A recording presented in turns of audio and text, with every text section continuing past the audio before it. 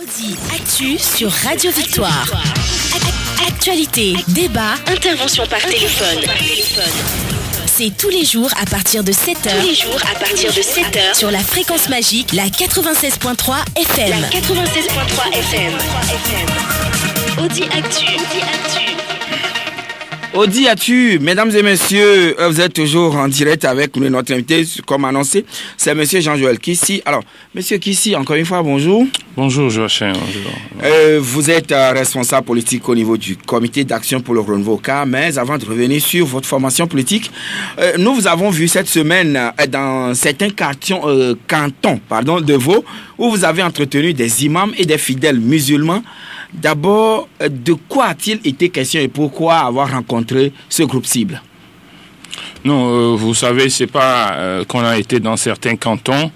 Vous savez que la préfecture de Vaud abrite dans le sud, dans les villes de l'intérieur du sud du Togo, l'une des plus anciennes, ou même la plus ancienne communauté Zongo du Togo. Et ça, vous ne le savez pas, dans un village qui s'appelle Boko.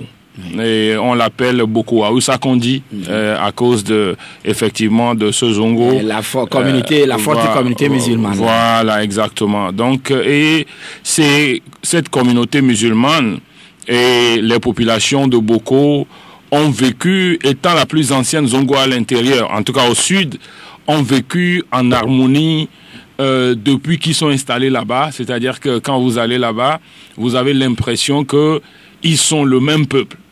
Alors qu'ils ont leur zongo, ils ont leur mosquée là-bas, mais ils sont tellement imbriqués les uns dans les autres que vous ne sentez pas dans le vivre ensemble une différence entre ces deux communautés.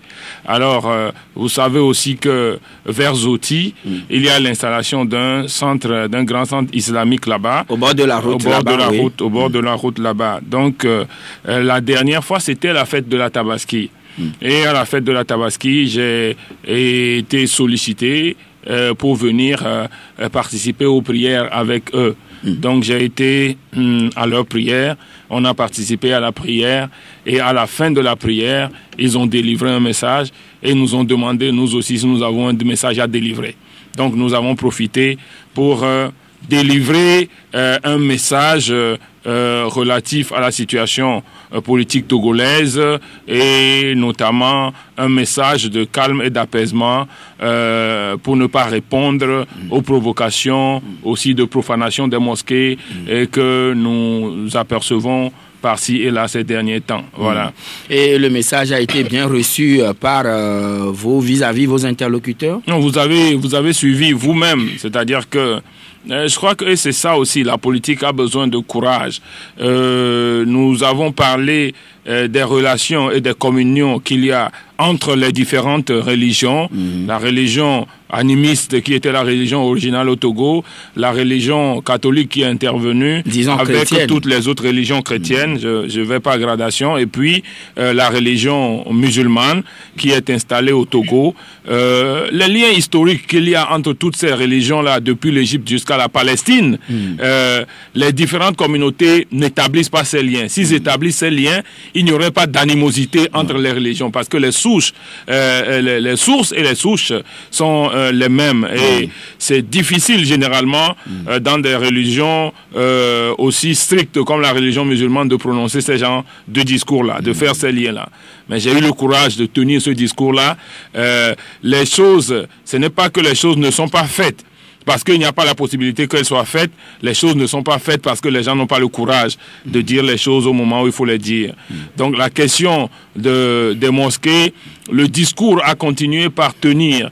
Le fait de ne pas répondre à ces provocations, le fait de continuer par vivre en harmonie et de laisser à Dieu le fait de dévoyer ces gens qui profanent les mosquées tout en continuant à en vivre en harmonie, à pardonner les uns les autres. Nous avons aussi délivré ce message et ces messages ont été bien reçus par les populations. Ces messages ont été bien reçus par les populations. Et ce phénomène, vous l'aviez dénoncé ici, je me rappelle, il y a a quelques semaines sur notre antenne. La profanation des mosquées également, le fait de brûler ou incendier les mosquées et puis les Corans. Et le chef de l'État a saisi l'occasion, la fête de la Tabaski, pour offrir plus d'1 millier de Corans, d'exemplaires de Corans la dernière fois aux frères musulmans.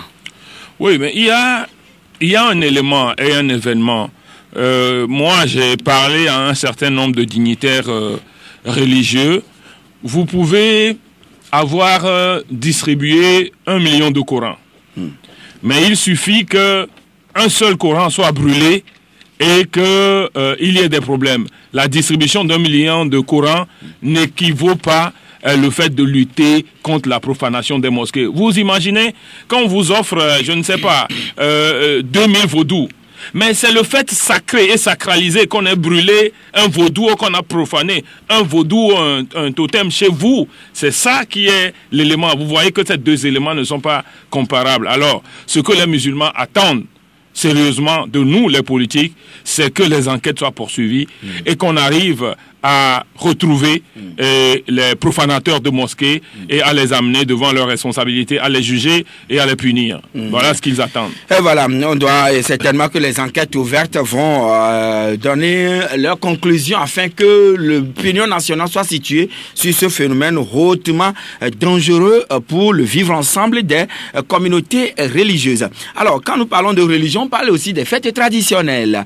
Alors, monsieur Kissi Jean-Joël, est-ce que vous avez déjà célébré votre fête traditionnelle? Je crois que ça doit être non, à Djinoukouzan. C'est ce samedi. C'est ce samedi chez vous. C'est après. Non, c'est demain, non? Demain samedi. Vendredi, ah oui, nous sommes vendus demain. C'est demain samedi chez nous. Généralement, dans la chronologie des choses, il y a souvent Rogbezan qui vient avant Djinoukouzan et à Djinoukou avant la grande fête, à Gbogbosan.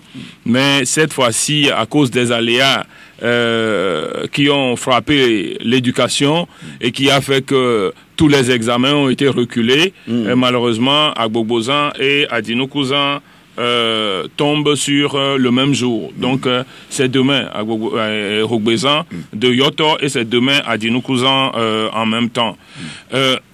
Sur ces fêtes-là, vous savez que l'année passée, par exemple, moi j'ai refusé de participer à la fête à Djinoukouzan. Mais vous qui êtes le représentant des populations de cette localité. Exactement. Mais pourquoi il faut rappeler que depuis 2012, nous avons contribué à rehausser cette fête-là. Cette fête, à la porter à un niveau, vous vous souvenez, plusieurs ont dit ici qu'on a l'impression que Djinoukouzan était devenu la fête même qui rassemble les Togolais. Parce que tout le monde va là-bas, même des gens qui ne sont pas issus de ce milieu-là. Voilà. Et il s'est fait que, entre-temps, le comité d'organisation que nous avons voulu général et étendu à toute la préfecture a été prise d'assaut par UNIR dans une situation à un moment où il n'y avait même pas encore fin de mandat de l'ancienne équipe. Mais ça, ce n'est pas mon problème. C'est pas UNIR. Ce n'est pas mon problème. Ce n'est pas ça. Oui, justement. Oui, merci si vous prenez la composition actuelle, c'est les gens de UNIR qui composent la majorité, le bureau. Alors moi, j'aurais voulu qu'il y ait un équilibre. Parce qu'aujourd'hui, quand vous prenez à Djinoukouzan, certains grands cantons comme Akoumapé, comme Togoville et un peu comme Djirikpo commencent par se désintéresser de Djinoukouzan. Chacun a envie de mettre sa fête. Moi, j'aurais voulu que dans ce comité-là, que tous ces cantons se sentent un peu dedans. Et que toutes les diversités religieuses et politiques se sentent représentées pour que tout le monde se sente fusionné à la fête.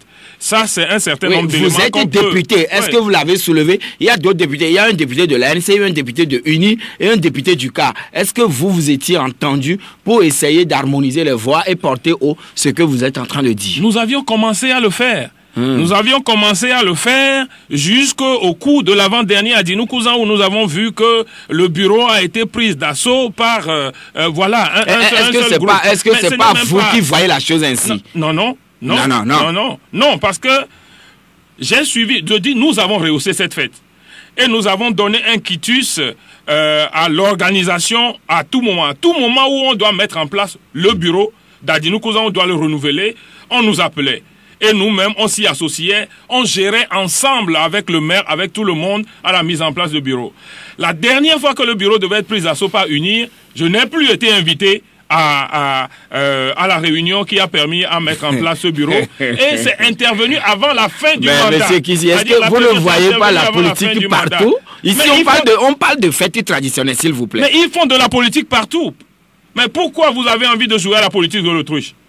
Mais ils intègrent la politique dans toutes choses. Mais pourquoi vous voulez? Est-ce que c'est nous qui avons introduit ça? Mais ce n'est pas ça l'élément essentiel. Oui. L'élément essentiel, c'est que quand nos milieux sont spoliés, quand nos milieux sont opprimés, quand je parle de la route Lomé-Vaughan-Enfoin, depuis un certain temps... La fameuse route. La fameuse route. Alors, ma protestation de l'année dernière était pour aller dire par quelle route nous allons prendre pour aller fêter. Tu veux que les gens de Vaughan passent sur quelle route pour aller fêter? Alors, le sujet est intervenu. J'ai souffert pour que, comment l'appelle-t-on, pour que ce dossier vienne à l'Assemblée nationale. Vous avez vu ce qu'on est venu nous raconter à l'Assemblée nationale. Et dans ce dossier-là, j'ai été soutenu, et là je le remercie. Vous avez l'impression que sur ce dossier de la seule route Lomé-Vaughan-Enfoin, c'est une union nationale au niveau du Togo. Oui. Les journalistes de tout acabit, de toute échéance, et les hommes politiques, les cadres m'ont soutenu dans ce combat-là. De même, les députés UNIR n'étaient pas d'accord sur la non-réflexion de cette loi. Dans ce combat que j'ai mené, je n'ai vu aucun député UNIR me soutenir dans ce combat que j'ai mené pour la route. Oui, mais lors de l'interpellation, on a suivi. Les députés unis avaient posé aussi des questions pertinentes au ministre. Je vous dis, quelles sont les actions que les députés unis ont posées? Allez reprendre les textes. Vous savez que sur cette route Lomé-Vaughan-Enfoin, j'ai pris le déroulé de l'interpellation et je l'ai transcrit. Si vous voulez, je vous donne une copie de la transcription de l'interpellation.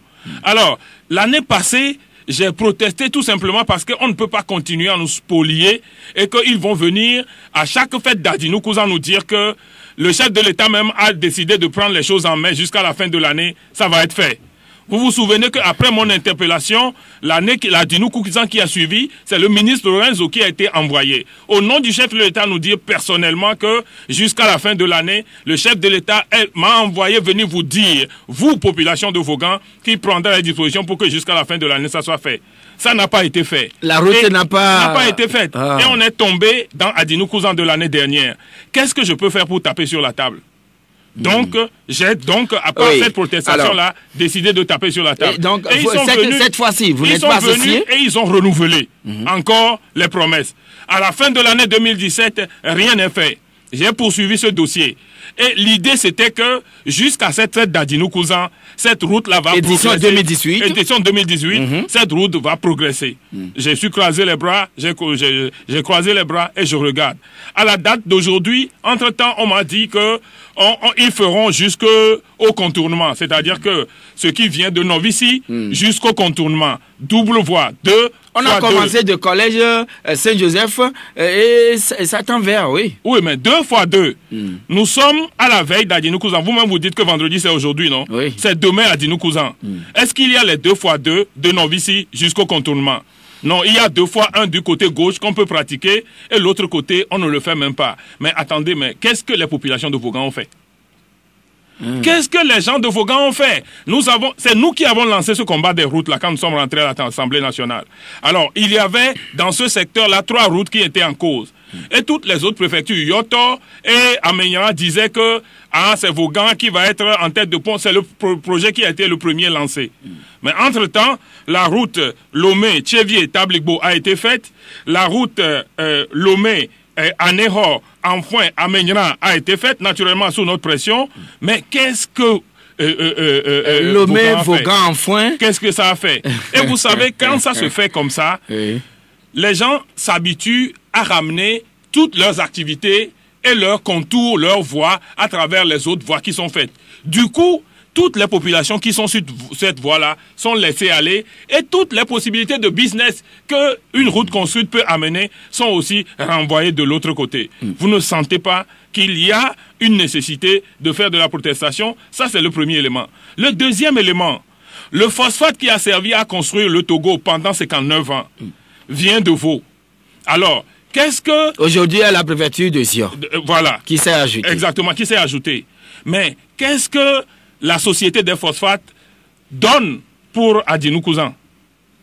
Mais en réalité, oui, voilà. On ne va pas rentrer dans les détails. On va pas rentrer dans les détails. C'est vrai, peut-être, je ne sais pas comment les fêtes traditionnelles sont financées, mais Monsieur Kissi Jean, vous êtes député à l'Assemblée nationale. Je pense, normalement, cette question, j'aurais pu la poser peut-être à Ouro Akpo, qui est au niveau de la Commission des finances à l'Assemblée nationale. Certainement, la semaine prochaine, on les recevra avec les gens de UNI. Maintenant, la question est de savoir, est-ce que les budgets alloués à ces différentes fêtes figurent dans le budget général que vous votez le plus souvent? Non, moi je ne vois pas de budget. Vous n'avez pas de traces? Je ne vois pas de budget alloué à ces différentes fêtes. Je sais que... Ou bien ce sont les communautés elles-mêmes qui s'en occupent? Non, pas nécessairement. L'État vous envoie quelque chose ou non? Non. Non. L'État ne débourse pas de l'argent pour les fêtes traditionnelles? Mais moi je n'en vois pas. Il y a des circuits noirs par lesquels transite de l'argent pour un certain nombre de fêtes traditionnelles, mais en réalité, les autres en souffrent.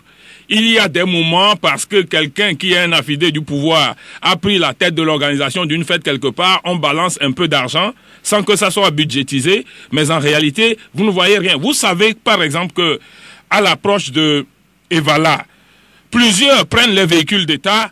On change même les plaques d'immatriculation d'un certain nombre de véhicules.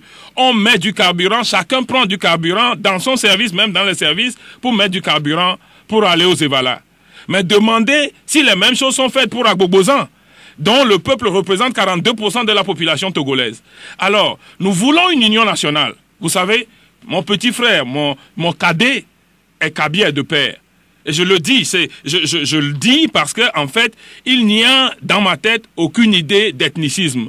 Mais il y a lieu à ce que les richesses soient distribuées équitablement entre tous les Togolais. Et par conséquent, quand vous privilégiez une fête, vous donnez à une fête une semaine, alors qu'il y a une autre fête. Et cette fête-là est illustrée dans le milieu de Djossopé de ce pays. Parce que le nom du Togo est donné à travers une tradition et qui représente 42% de la population. Et que eux, ils n'ont rien. Ils n'ont même pas une journée en plus. Quand il y a cette discrimination-là, vous savez, le Togo ne peut pas se construire comme nous voulons que cela soit construit. Donc, il faut que tout ça là revienne dans les règles. Ça, c'est un. Deux, à partir du moment où il y a des sociétés minières qui exploitent le sol d'un milieu, il y a la nécessité que dans les interventions des actions culturelles traditionnelles, que ces sociétés minières puissent intervenir parce que c'est une richesse que vous avez qu'on vient exploiter. De cette façon, mais il y a des fonds qui sont alloués parfois, c'est au profit de la mairie qui fait travailler avec ça dans la préfecture, je pense. Et vous avez les traces? Mais monsieur Kissi, vous n'allez pas dire que rien, aucun fonds n'est alloué quand même à la préfecture ou disons à la délégation spéciale de Vaud? Moi, je ne dis pas qu'il n'y a aucun fonds qui n'est alloué, puisque c'est moi-même qui ai lutté pour que les fonds soient alloués. Vous savez que ce sujet aussi, c'est mon sujet. Et ce sujet a amené des problèmes entre moi et un certain nombre de députés à l'Assemblée nationale. Et passons. Vous savez. Alors, monsieur Kissi Jean, la question très rapidement pour clore ce sujet. Est-ce que vous remarquez quand même les retombées de ces fêtes traditionnelles, puisque nous sommes dans la saison? Qu'est-ce que ça apporte? En réalité, pour le moment, rien. C'est un fiasco, l'esprit qui doit être même derrière l'organisation. Vous savez, j'ai écouté un message de Monseigneur Bariga la dernière fois. C'est son dernier message, je crois, qu'il avait fait. C'était un discours ou je ne sais quoi, où il a parlé de l'Afrique. Où on met tout l'argent à organiser des fêtes, des grands festins, des fêtes traditionnelles, de gros mariages qu'aucun blanc n'a jamais organisé. Mais j'ai écouté, c'est tellement profond. Et je dis, nos fêtes traditionnelles sont à l'image de ce que Monseigneur Bariga est en train de décrire là. Moi, je vois dans ces fêtes traditionnelles-là une question vraiment de culture, un débat sur le développement du milieu, un débat sur les cultures qui meublent le milieu, un débat sur l'approfondissement de nos valeurs culturelles. Je vois même, par exemple, si on doit organiser des concours Miss. Vous savez que généralement, dans les fêtes traditionnelles, on organise des concours Miss. Alors, si on doit organiser des concours Miss, que ces concours soient différents de ce qu'on organise à Lomé, là. Que les concours Miss soient basés d'abord sur la meilleure qui sait danser les danses traditionnelles de chez nous. La mise en valeur des richesses de ce milieu. Du terroir, et celui qui connaît beaucoup plus les cultures de chez nous. Les mets traditionnels. Les mets traditionnels. Celui qui a la probité morale Même la langue voilà, locale. La langue locale qui peut le parler avec finesse. Sans pour autant glisser des mots français. Exactement. Tout ça doit être pour moi des points qu'on doit donner. Je crois que Thierry en faisait dans le temps, mais je ne sais pas si mais c'est il faut toujours reprendre maintenu. Et en donner l'exemple. On peut donner 2 ou 3 points aux danses culturelles, 2 points aux connaissances culturelles, 2 points à langue à Kwaku, comme on le dit. On peut le donner 3 points à langue authentique. Voilà, 3 points aux probités morales et peut-être encore 3 points à la capacité intellectuelle de la personne. Voilà, même si ce n'est pas nécessairement virginité, une petite enquête sur la personne, etc. Virginité, c'est encore mieux. Voilà, ces valeurs-là, voilà, et on choisit un thème autour duquel on développe toute la fête. Quand vous faites comme ça, on a l'impression que ce n'est pas seulement aller danser. Les misses qu'on organise au cours des fêtes traditionnelles ne diffèrent pas trop des misses classiques ou de l'organisation Miss Classique. Ça ne diffère pas trop des misses classiques et quelquefois, ce qui est encore embêtant, quand vous regardez bien, les misses qu'on choisit, c'est des gens qui se sont décolorés le visage, qui ne peut jamais être une valeur africaine dans le... Non, donc les choses sont à l'envers. Qui ont fait la dépigmentation. Oui, les choses sont à l'envers. Non, je voulais finir par là pour dire que cette année, j'ai fait ma contribution comme on le fait et je ferai acte de présence à Adinoukou, mais ça ne veut pas dire que les problèmes sont réglés. Si nos frères veulent qu'on fête vraiment en symbiose, il faut que nous agissions ensemble. C'est une cuisine interne. Oui, mais c'est le sujet. C'est le sujet. Moi, j'en ai posé. Il faut avoir le courage d'en discuter jusqu'au bout. Mais vous y serez quand même. Je ferai acte de présence demain. Voilà. Alors, monsieur Kissi Jean, parlons un peu de politique. Pourquoi après la feuille de route avec son chapelet de recommandations, vous le savez, la C14 a encore pris sur elle de produire un mémorandum. Oui, vous savez que la feuille de route définit un certain nombre de principes et lance un certain nombre de principes généraux. Une feuille de route a besoin d'une mise en œuvre. Et sa mise en œuvre est beaucoup plus extensible que la feuille de route elle-même. Donc, dans ces conditions, l'appui et l'apport que nous pouvons apporter au niveau de la coalition pour la mise en œuvre de la feuille de route est donc ce mémorandum que nous produisons, c'est-à-dire que l'exploitation, l'examen de la feuille de route par rapport au sujet que nous avons posé et par rapport aux dispositions que nous devons mettre en place et qui doit conduire à la résolution de la crise togolaise. Voilà un peu le sens du mémorandum que nous avons posé. Oui, mais est-ce que ça a sa raison d'être? Étant donné que ce sont les chefs d'État qui se sont déjà prononcés et on a concerté avec vous avant de pondre cette feuille de route. Non, naturellement, parce que de la conférence des chefs d'État jusqu'à ce que nous produisions la feuille de route, il ne vous échappe pas que le président de la commission Brou était venu s'entretenir avec nous pour nous demander comment nous voyons la mise en œuvre de la feuille de route, quelle est l'évolution depuis qu'ils nous ont quitté le 31 juillet jusque-là et qu'est-ce que nous proposons? Est-ce que nous avons des réflexions à propos du chronogramme, etc. Donc, cette dynamique-là même explique le fait que nous aussi, nous devons apporter notre appui à la mise en œuvre de la feuille de route et à toutes les zones d'ombre qu'il fallait un peu lever. Donc c'est tout à fait. Tous les points que vous avez énumérés, nous devons le faire. Oui. Notre parti en face aussi normalement doit le faire. Et vous avez énuméré beaucoup de points dans votre mémorandum. Mais ce qu'on constate, c'est qu'il semble qu'il n'y a pas eu de dialogue direct entre vous et UNIR. Quand les chefs d'État défilaient à Lomé ou bien venaient à Lomé, est-ce qu'on doit sous-entendre aujourd'hui qu'à travers le mémorandum que vous avez pondu, la coalition quémande le dialogue avec le pouvoir?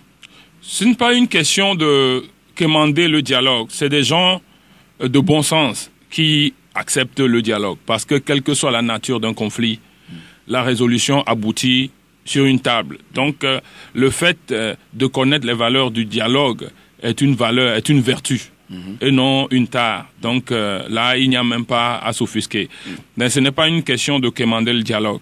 Il y a une question de la mise en œuvre. C'est des points que vous avez énumérés et sur lesquels vous devez échanger avec le camp d'en face. Oui, puisque les recommandations ont dit que le dialogue se poursuit. et ont même dit le cadre dans lequel le dialogue se poursuit et ceux qui nous accompagnent au niveau du dialogue. À partir du moment où le dialogue se poursuit, il est normal que la mise en œuvre de la feuille de route doit se comprendre dans le cadre de la poursuite de ce dialogue-là. Non, ce n'est que cette ouverture, au dialogue direct entre nous, n'est qu'un respect de la feuille de route. Voilà. Oui, mais admettons que UNI ou bien le gouvernement n'accède pas à cette sollicitude, que fera la C14 alors? Non, mais si UNI n'est pas prête pour le dialogue, pour la mise en œuvre de la feuille de route, et que ils acceptent que les choses se fassent normalement et régulièrement. Si tout se met en œuvre sans qu'on ait même à parler entre nous, mais qu'est-ce que nous pouvons faire? On applaudirait si les choses se mettent en œuvre suivant la feuille de route. On applaudirait. Mais ce serait encore mieux qu'on le mette en œuvre ensemble. Mais s'ils sont prêts à le mettre en œuvre sans aucune violation, nous applaudirions. Mais si tous les actes qu'ils vont poser vont aller dans le sens de la violation de la feuille de route, de la violation des recommandations de la CEDEAO, mais la seule arme que nous avons, nous serons obligés d'utiliser cette arme-là. Et là, tous les Togolais doivent être debout pour ça. Alors, vous, au niveau du gouvernement, on vous demande de rejoindre la CENI, mais vous refusez. Mais vous avez, au cours du mémorandum, la dernière fois, énuméré un certain nombre de points en disant, afin de garantir la transparence et l'équité des prochaines élections, la coalition propose des mesures suivantes de renforcement du processus électoral. D'abord, la recomposition paritaire de la CENI entre les deux protagonistes à la crise à raison de 8 délégués pour chaque camp qui effectue sa propre répartition selon les prescriptions du code électoral. Et de 2, la désignation d'un commun accord d'une personnalité neutre pour présider la CENI. Au point 3, la relocalisation des CELI au niveau de la commune et non de la préfecture. Et enfin, la recomposition paritaire des CELI sur le modèle de la CENI en veillant à une répartition équilibrée des présidents, vice-présidents, deuxième et troisième rapporteurs entre les deux camps. Alors, Monsieur Kissi, est-ce à dire que vous rejetez catégoriquement le fait de retourner à la CENI pour prendre ou occuper vos postes qui sont encore vacants, tel que le ministre Boukpessi l'a dit sur RFI? Alors, qu'est-ce que vous comptez faire au juste? La question vous sera reposée tout de suite, mais on marque la pause. Audi Actu, c'est du lundi au vendredi, de 7h à 8h20 sur Victoire FM. Retour en studio avec notre invité, M. Kissi Jean, qui est le député du CA et secrétaire national de cette formation politique, qui est membre de la coalition. Et la dernière fois, c'est lui qui avait présenté le mémorandum au cours de la conférence de presse de la coalition. Alors, M. Kissi Jean, le gouvernement vous invite à venir à rejoindre vos places qui sont encore vacantes au sein de la CENI. Vous refusez et vous parlez de recomposition. Vous parlez de quelle CENI là? La CENI? Non, ne l'appelez pas la CENI. C'est une erreur. C'est la machine à coup d'État électoral de UNIR. Appelez-le comme ça. Machine quoi? C'est la machine à coup d'État électoral de UNIR. Voilà ce qui est en place aujourd'hui. Vous savez, notre CENI est basée sur des indications de l'APG qu'on a transcrit dans le code électoral avec un accord qui est scellé dessus, qui veut que la CENI soit composée de manière équilibrée entre les acteurs. Alors, sur la base de cette CENI, qu'est-ce que nous faisons? Nous faisons en sorte que la sensibilité opposition puisse désigner 8, la sensibilité pouvoir, gouvernement, puisse désigner 8, et on dit qu'il y a un de l'administration sur lequel nous faisons souvent problème, c'est ça qui nous fait traîner. Vous aurez vu que l'exemple n'est pas loin. Dans la CENI 2015, qui a organisé les élections 2015, c'est le même schéma qui a été respecté. Le seul qui avait posé problème, c'était la discussion que nous avions eue au niveau de l'UFC qui était au gouvernement, mais finalement, il y avait, c'est l'opposition qui a mis de l'eau dans son vin, et finalement, on a accepté que le 1 de l'UFC soit dans les 8 de la coalition, et on a avancé comme ça au niveau de la CENI de 2015. Alors, après 2015, il y a eu cette grave crise de 2017. Mais comment se fait-il que au cours de cette grave crise de 2017, ils vont à une CENI maintenant où eux, ils se permettent de désigner 13 sur les 17 et ils laissent 4 à l'opposition. Comme si la crise n'a même pas eu lieu. Ils se permettent de désigner 13 ou bien ils ont désigné 8 ils en de ont leur désigné. côté. si vous avez une CENI dans laquelle il n'y a que 8 membres, alors je considérais que vous êtes sur une autre planète et moi je suis sur une autre. Mais sur la planète Terre sur laquelle nous sommes, où le Togo se situe aujourd'hui, leur machine et de coup de force là, cette machine comporte aujourd'hui 13. Et alors, cette machine a commencé à faire un travail. Et compte tenu de la crise, la CEDEAO, les facilitateurs sont venus leur dire d'arrêter. Quand les facilitateurs leur ont dit d'arrêter, on est allé au 31 juillet où les facilitateurs ont dit qu'il y ait une CENI inclusive. Oui. Alors, vous vous souvenez même que la machine et l'astuce avaient été déjà commencées dans les dispositions que les facilitateurs avaient prises ou que la CEDEAO même avait prises.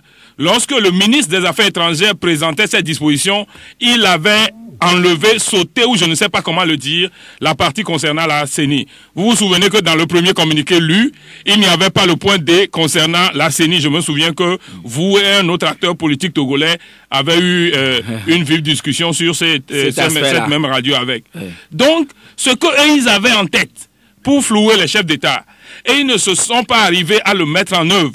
Les chefs d'État ont été éveillés et l'ont remis dans le communiqué paraphé qu'ils nous ont donné. Ils viennent maintenant et ils remettent en selle cette machine électorale-là. Et vous voulez que nous l'acceptions? Oui, pourquoi vous criez à sur les partis comme l'UFC, OBU, NET, PDR, ou bien ils ne sont pas considérés comme des partis politiques de l'opposition à votre niveau? Sur la base du statut de l'opposition? Nous n'avons crié à sur personne. Nous n'avons crié à sur personne. Mais vous ne les acceptez pas du tout. Ce n'est pas ça la question. La question, c'est de savoir, il y a 8 que la majorité doit désigner et il y a 8 que l'autre sensibilité doit désigner. Ce que nous ne voulons pas, c'est que nous ne nous permettrons pas d'aller désigner pour le pouvoir quelqu'un parmi ces 8-là. Nous sommes des légalistes, nous sommes des légitimistes, nous sommes respectueux de la paix nationale et nous n'irons pas le faire. Ce que nous ne voulons pas, c'est qu'eux aussi ne viennent pas désigner parmi les 8 que l'opposition doit désigner.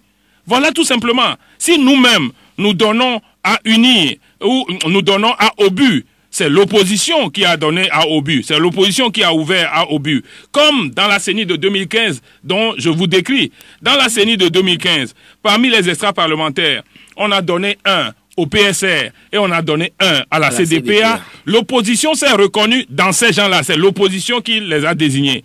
Vous savez comment ça se passe? En 2013, comme en 2015, j'ai eu la chance d'être au niveau où l'opération se fait. En fait, on prend les tests, on prend les dispositions et on se retrouve. Je me souviens encore, en 2015, il y avait le ministre Bawara, il y avait M. Christophe Chao, il y avait moi représentant la sensibilité arc-en-ciel, il y avait Isabelle Ameganvi représentant la sensibilité ANC. On se retrouve ensemble et on essaie de voir qui sont les 8 venant de tel côté. Oui. Qui sont les 8 venant de notre côté. Parmi les 8 là, nous avions eu des discussions. La seule, et on nous a laissé faire les choses normalement. Le seul qui avait posé problème, c'était celui que l'UFC avait envoyé. Et finalement, en discutant, il a été accepté. Et nous avions accepté les 8 comme ça. Voilà la CENI que nous avons mise en place. Mais comment se fait-il qu'en sautant cette étape-là, donc c'est de cette manière que vous avez procédé pour composer la CENI de 2015. C'est de cette manière, ça se passe dans la salle d'attente du président de l'Assemblée nationale. Mais c'est ce qui a été toujours fait, c'est la mise en place qui a été toujours fait. Qui plus est, la feuille de route est venue insister que cette CENI doit être inclusive. Alors, il faut attendre que la feuille de route les chefs d'État puissent constater l'inclusivité de la CENI et puissent lui donner le OK. C'est eux qui ont dit arrêtez. Mais attendez que ces gens vous donnent le OK avant que vous ne commencez. Ils veulent organiser les élections pour qui? La CENI organise les élections pour les politiques, non? Si les politiques n'ont pas encore décidé, une machine mise là-bas va se mettre en œuvre. J'ai entendu un journaliste dire, la dernière fois, c'est des techniciens qui font leur travail. Ils font un travail pour qui? Quand vous donnez un contrat à un technicien de venir faire un travail pour vous, là, ce n'est pas vous qui dites, commencez, nous avons déjà les moyens, nous avons tout mis en place, commencez. Je crois que non, nous n'accepterons pas cette machine. Oui, mais quand même, vous le dites, vous parlez même de machine à fraude, mais UNIR semble huiler, très bien huiler d'ailleurs, sa machine, c'est-à-dire remobiliser sa base, mais au niveau de la C14, que faites-vous? Irez-vous aux élections prochaines? Nous disons, oui. Nous mettrons tout en œuvre pour faire respecter les dispositions de la feuille de route. Et nous le ferons. Comme M. Dupé l'a dit tout à l'heure que les réformes avant. Oui, mais nous avons voulu une chose, c'est que nous avons voulu depuis un certain temps, depuis même que les facilitateurs venaient, vous avez vu que nous avons mis une dimension d'ouverture sur nos manifestations. Nous avons voulu qu'il règne au Togo un climat dans lequel nous pouvons faire les choses en frères. Nous pouvons faire les choses en nous acceptant. Voilà, avec toute la bonne foi et la bonne volonté. Mais si les coups d'État électoraux doivent reprendre, vous considérez que nous ne pouvons pas rester les bras croisés. Oui, mais il est normal que chaque Togolais, où qu'il se trouve, s'oppose à toute machine qui est un coup de force électoral. Est-ce qu'on parle de renforcement, comme vous le dites, de la CENI, ou bien on parle de recomposition? Nous irons vers une CENI inclusive où les dispositions 8 pour les sensibilités, 8 pour les sensibilités sont respectées. Cette fois-ci, nous ferons en sorte que le 1 supplémentaire qui va se mettre dessus là soit peut-être quelqu'un d'assez neutre pour ne pas se ranger dans un camp. Voilà la dynamique dans laquelle nous sommes. Et c'est la lutte que nous voulons mener. Vous savez, nous sommes prêts. Et la CENI telle qu'elle avance aujourd'hui à cette vitesse, vous allez l'arrêter et puis remettre le compteur à zéro, partir sur de nouvelles bases? Mais nous n'acceptons pas cette machine électorale. Et nous demandons aux populations que personne... C'est-à-dire que le minimum d'un peuple, c'est de faire respecter les lois, c'est de faire respecter les règles que nous nous sommes données. Alors, à partir de ce moment, chaque fois que quelque chose d'illégal, chaque fois qu'un coup de force se met en place, il est du devoir de tous les Togolais de se mobiliser contre dans toutes les contrées, dans toutes les préfectures. C'est illégal alors que c'est prévu aussi dans les tests qu'on doit aller aux élections. Et les chefs d'État sont venus vous dire aussi qu'il faut aller aux élections le 20 décembre. Oui. On doit préparer cela. Les chefs d'État ont dit qu'il faut aller aux élections le 20 décembre. Oui. Est-ce que ce n'est pas une raison de plus pour faire les choses de manière correcte et bien? Et de respecter et les textes que les chefs d'État nous ont donnés et les textes que nous-mêmes nous sommes donnés. Mais comment se fait-il que si cette CENI était bonne, est-ce qu'on allait l'arrêter pendant qu'on discutait? Mais ils vont reprendre la même machine qu'on a arrêtée pour organiser et vous voulez que nous croisons les bras pour l'accepter? Vous savez, s'ils ont la possibilité de créer une prison pour nous mettre tous, ils n'ont qu'à nous mettre tous en prison et ils organiseront les élections. S'ils ont la possibilité de nous exterminer tous, ils n'ont qu'à nous exterminer. Mais à partir du moment où ils ne nous ont pas exterminés, nous continuerons à être debout contre ces machines-là qu'ils mettent en place. Soyez-en certains. Monsieur Kissi-Jean, je vous vois un peu remonter là. Non, mais parce que c'est des choses graves. Vous savez les conséquences que les élections entraînent au Togo. Vous savez qu'une fois, il y a eu plus d'1 millier de morts. Vous voulez que devant ça, on commence à sourire, on commence à faire vous voulez ça? Non, soyons sérieux. Dans les conditions actuelles, telles que les choses s'organisent, cela ne rassure pas d'un lendemain certain? Mais de toutes les façons, ils sont en train de chercher une exacerbation de la crise. Si c'est ça qu'ils cherchent, ils risquent de plonger encore le Togo dans une situation. Je considère que chacun doit revenir à la raison. Oui, et qui doit maintenant essayer de redresser ou bien corriger le tir? Mais nous sommes ouverts. On est ouverts, on est disposés. Si les facilitateurs... Le gouvernement aussi peut faire des efforts pour que les facilitateurs reviennent. Nous aussi, on fait des efforts en ce sens. On leur a écrit. Maintenant, si les facilitateurs sont là, les facilitateurs reviennent par exemple aujourd'hui ou reviennent demain, on peut, en présence des facilitateurs, définir les règles de continuer le dialogue ensemble. À partir du moment où on définit ces règles, on s'entend sur ces règles. Quelquefois, les facilitateurs peuvent être repartis, mais on peut continuer les concertations entre nous. Et qu'est-ce que Nana Akufo-Addo vous a dit? Qu'est-ce que le professeur Alpha Condé vous a dit? Et qu'est-ce que le président en exercice de la CEDEAO, Buhari Mohamedou, vous a dit? Non. En tout cas, les deux que vous avez appelés, les facilitateurs, ils ont dit que les dialogues doivent se poursuivre. Que nous devons continuer à discuter entre nous. Et ils nous ont même dit que si nous sommes disposés à continuer à discuter, que leurs ministres qui les représentent sont à notre disposition. Mais le président Alpha Condé nous a dit clairement que c'est vrai que M. Thibou a un portefeuille de plus aujourd'hui, mais ils sont là, ils peuvent vous aider, il nous l'a dit. Et en plus de ça, vous vous souvenez que le président Jean-Claude Brou de la Commission est venu nous dire qu'après avoir recueilli les idées, les réflexions de chacun sur la mise en œuvre de la feuille de route, ils vont aller, ils vont revenir et ils vont nous proposer un chronogramme de mise en œuvre de la feuille de route. Comment est-ce qu'on peut faire quelque chose derrière eux et commencer à mettre en place, à exécuter un coup de force électorale derrière eux? Ils vont venir maintenant pour appuyer la CENI, techniquement parlant. Mais quand même, comme il y a une question, comme vous êtes en ligne, bonjour. Monsieur José, bonjour. Oui, nous vous écoutons. Deux petites préoccupations. Très rapidement. La première, vous étiez deux à faire le dialogue. Le parti Unir et la C14. Sous quelle option? Qui a donné l'option à la CENI de travailler? Et quand nous prenons la feuille de route, quelles réformes on a déjà fait pour aller ou bien pour préparer les élections? La deuxième préoccupation, j'ai beaucoup attendu Obu et le NED qui ont toujours dit qu'ils n'ont pas de leçons à apprendre de qui que ce soit. Et je les vois, les erreurs du passé, c'est-à-dire certains partis politiques de l'opposition qui servent de béquille. Je précise encore, de béquille pour le gouvernement. Ils se mettent encore dans cette option de béquille. Et on parle de renforcement. Je ne sais quelle leçon tirer de cette opposition. C'est ma deuxième préoccupation. Bien noté.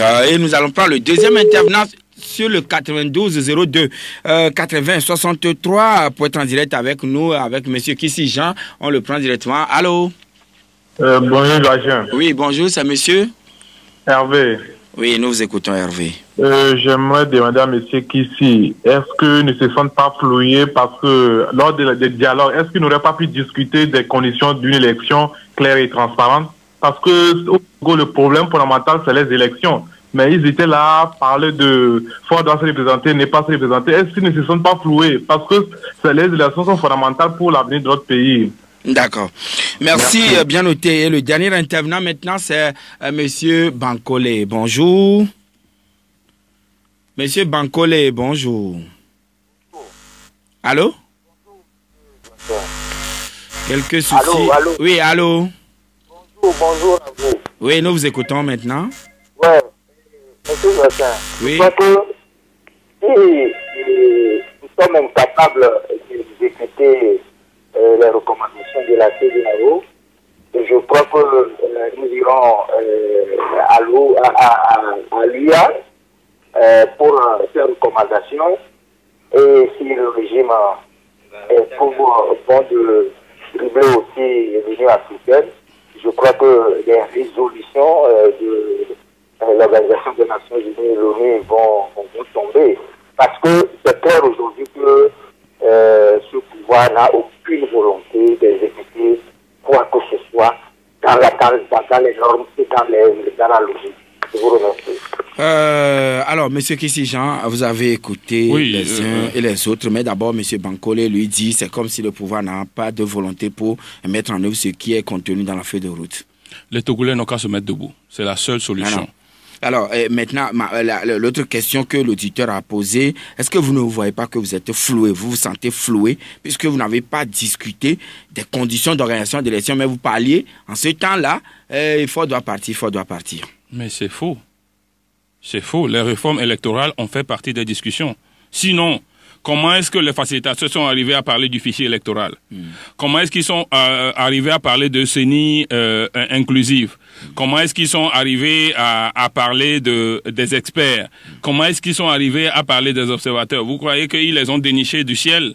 Non, nous en avons parlé. Les questions électorales font partie même de plus de 50% de la partie des mémorandums que nous avons soumis depuis le début de la crise. Donc je crois qu'il faut que le fait que dans les rues, les populations ont mis l'accent beaucoup plus sur en aucun cas ne veut pas dire que dans les discussions, on s'est limité sur la question des candidatures présidentielles. Non, pas du tout. Alors, qui a donné le feu vert à la CENI de reprendre, puisque vous étiez deux à avoir été consulté pour qu'on en arrive à cette feuille de route? C'est la question que nous posons aussi. Je l'ai posée ici.